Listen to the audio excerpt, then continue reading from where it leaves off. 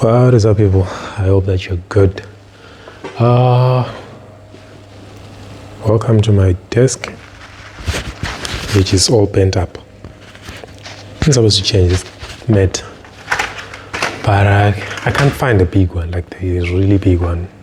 I keep getting these small ones. Anyways, today I've got 3 PlayStation 4 Slim Powersupplies. Yeah. These are all dead, so I came across someone who does consoles, but he doesn't repair power supplies. He would rather just replace. So I took these, and I'm gonna try and fix them. I just don't know what is happening with them, so I'm gonna open them up. Then we'll see what we're dealing with. So I think I'll go with one at a time instead of doing all 3 at once. Alright, so this is going to be the first one since it's already in front of me. This is the one with the pins at the bottom. So yeah, I have no idea like it goes into which motherboard or something, but I always know with the cable, the black or white cable. That's how I can always tell. So what I'm gonna do, the first thing that I'll do is I'll plug the AC, and we'll try to figure out if we can get 5 volts. And that is the first thing that we want to do. So that will be our ground, and then we're gonna look for 5 volts.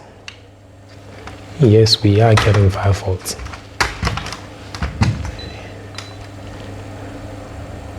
5 volts, 5 volts. So we do have 5 volts coming out of this one. So probably it doesn't have 12 volts. Probably. Let's check this one out.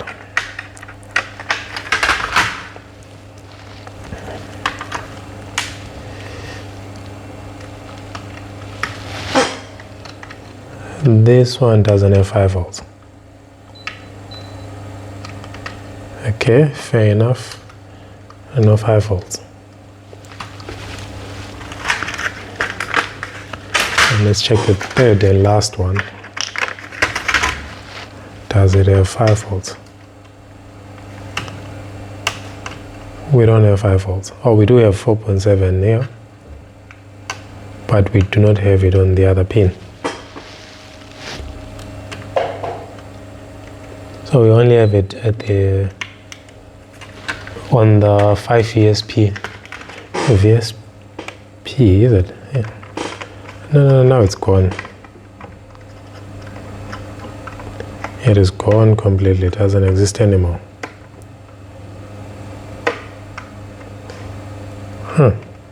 I saw that 5 volts. There is no way I was seeing magic. Yeah, 230 is there. Let us check that 5 volt one more time.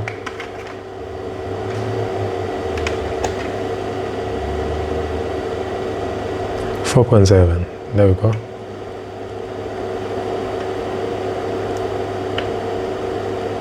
Alright, so on this one we are getting 4.7, but we're not getting the other pin, because you're supposed to get 2 of them. 2 pins that will give you 5 volt, like this, 0 volts and 0 volts. So this one doesn't have them at all, whereas the first one that I checked, it is giving us 4.8 over there and 4.8 over there. So the 2 pins here 4.8. So I can always try to start up the power supply, which is it must be the last pin and the second pin. I think so. I'm forgetting the combination, but it must be something like that. Yeah, nothing. And if I measure now, do I still have the 4? No, I don't have the 4.8 anymore. So that's a faulty 12 volt line. So these are the power supplies that when you press power button on your PS4, it will go like prip, and then off. You try to switch it on again, and then it's completely gone. Yeah, that's that. So let's open this one first. Before I do that, I want to first make sure that it's discharged, because these things can kill you. Interesting. This one did not charge up at all. This one didn't charge up at all.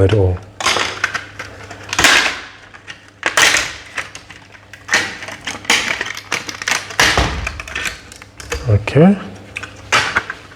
Here we are. So at this point, we now know that we didn't charge up over here, which means we did not pass through the bridge. We probably have a faulty fuse as well. Let's start there. Fuse, how are you? I am dead, it says. So the fuse is dead. Do we have a short on the output of the bridge? We don't have a short on the output of the bridge. Do we have a dead fusible resistor? No, fusible resistor is okay. Interesting. How about this diode over here? That's fine. That's fine. And that's okay. That is okay.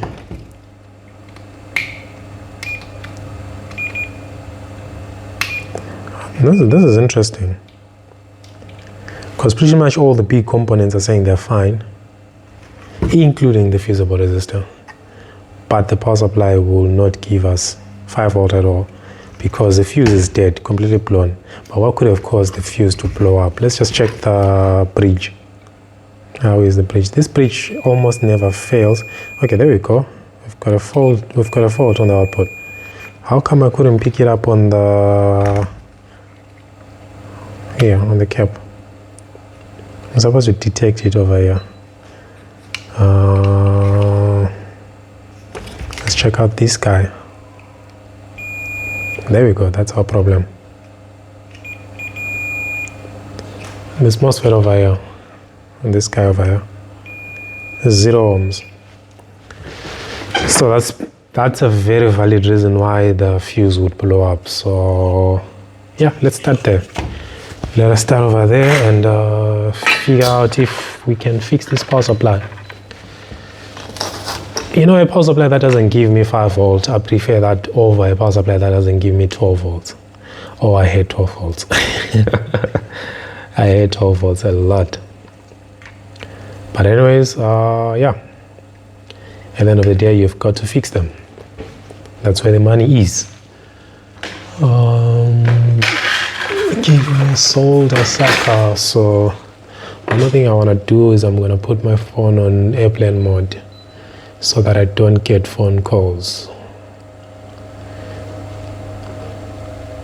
If I get phone calls, the video stops. Yeah, even if I don't answer the call, the video stops. Which is something that Samsung has to address. I don't understand why the video has to stop. I didn't answer the call, so why is stopping the video? Okay. By the way, you can do this without a solder sucker. I remember back in the day with my dad, what we used to do is we would blow. You'll take a barrel from a pen. Let me see if I've got a pen over here. If you don't have a solder sucker, so I'm gonna sacrifice this pen. Which is what my dad did. He sacrificed our pen every single time. Every single opportunity that he got. It was funny, but cool.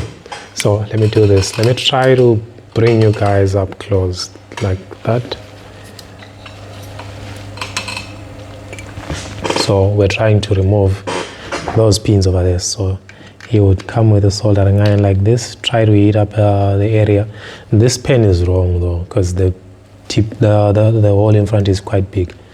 Then you do this. There you go. It's clean. All clean. So you do that with all the pins. I can even smell the smell of the butter. It reminds me of my dad a lot. There you go. The last pin. There you go. Or you could use the fancy stuff, the solder sucker. You heat up and you go like, it goes. So yeah, just like that, the component can come out, and there it is. Easy. So now with the component off, let us check and make sure that our bridge is not shorted anymore. We don't want it to be shorted. So cool, we don't have a short on the output of the bridge. We can check the internal diodes individually, and we do not have a short across any of them. So we're good. What we want to do now, what we would want to do is to check now if yeah, there's nothing else that we can check. I'm gonna grab another power supply, take that guy off. I have used it. When did I use it? Nah, this looks like a different variant. It doesn't have that. How about you? You still have it. Alright, I'm gonna grab the component that I need from here. Funny thing is, I've never tried to fix this power supply. Never at all. So because of that, I'm not gonna touch it. Yeah, I've never. Nothing has been removed or anything. Nothing has been touched. No explosions or anything. So this might be a fixable power supply. So I'm gonna put it on the side. Let me try to find myself another power supply. Here we go. This I have tried to fix. I couldn't get the chip. I have to order those. Anyways, we want to deal with this area over here. Wait a minute. Why is he going to the box? As long as the gap. I just clicked my mouse and the movie started playing. Ooh, okay. We don't need a fusible resistor, but I'm just confirming if it's fine. What we want is this guy over here. And it all seems to be good. Everything is in order, so let's grab that guy off. And yeah, I'm done showing you the barrels, so I'm gonna use the solder sucker. I am not blowing this thing. It literally takes your breath away, because you have to really blow. And afterwards you feel the void in your stomach. So I'm pretty sure you know the reason why I first add solder, but I'll just say it again. It's because once you add solder, the old soldering wire which is on the pins becomes easy to remove. There you go, that's one, and that's two, that's three.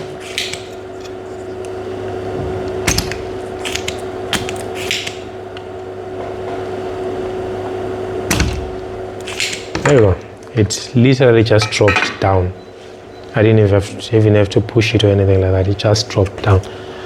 So there we go. This is our component that we want to replace. So we can always make a comparison so that we know what we're dealing with. If you take a look over here,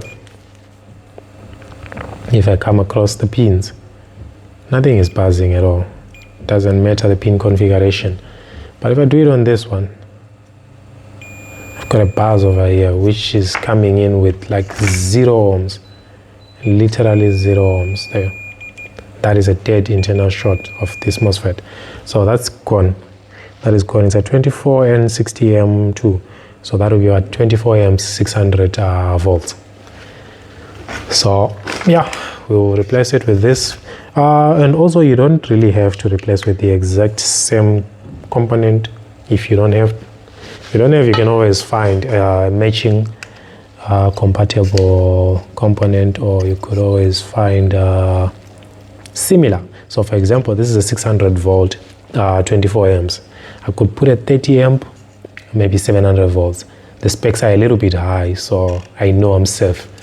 And also the range is not so far away, so I'll pretty much be okay.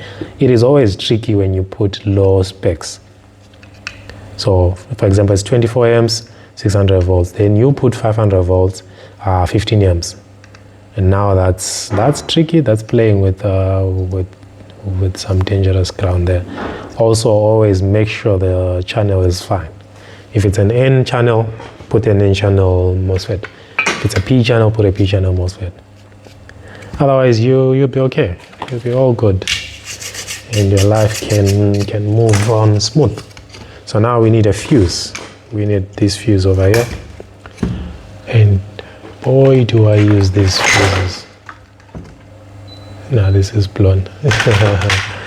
Okay, cool. I'll take this one off first, then I'll run around and find one. I am sure I still have quite a few of them around in the shop. Alright, it even fell off before I even sucked the solder. There's a fuse, dead one.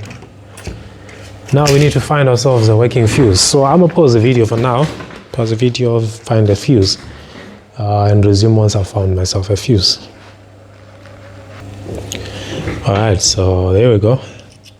Checking the fuse, this one is fine, and this is a television, probably a Samsung, most likely a Samsung. And let us take the fuse off. So the pins of the fuse would be these two over here, and that's the proper symbol of a fuse. There you go. That's the proper symbol for a fuse. The one that I remember from high school, not the one that I draw nowadays, where it's just a small box with wires coming out on either side. According to high school notes, that's probably a resistor. I think no, a resistor has got a little zigzag onto it.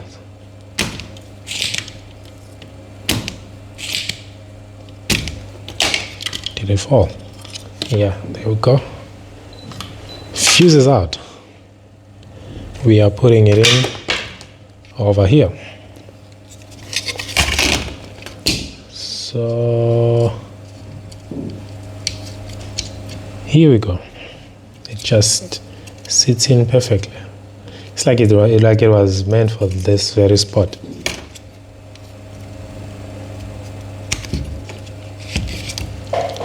So at the end of the day, electronics is just electronics. Whether you're fixing a TV, an aeroplane, a BMW, or whatever, electronics is just electronics. As long as you understand the circuitry, you're good. Because it's just still resistors, diodes, this and that. So yeah, you'd still need to know maybe like logic and the likes when it comes to computer boxes and the likes for vehicles and aircraft machinery. But at the end of the day, man, like electronics remains as electronics. So here we go. I'm gonna plug the AC. Let me pull out the camera a little bit so that we can have a wider angle. Is it? There we go. So if you're not comfortable with working around high voltages, do not fix power supplies. Do not, by all means.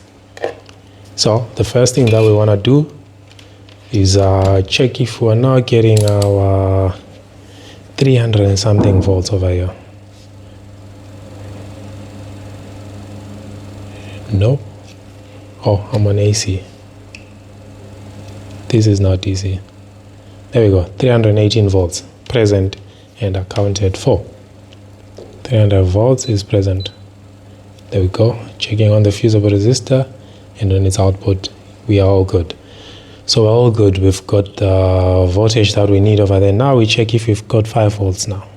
4.7 volts. 4.7. And if we check on the last pin, another 4.7.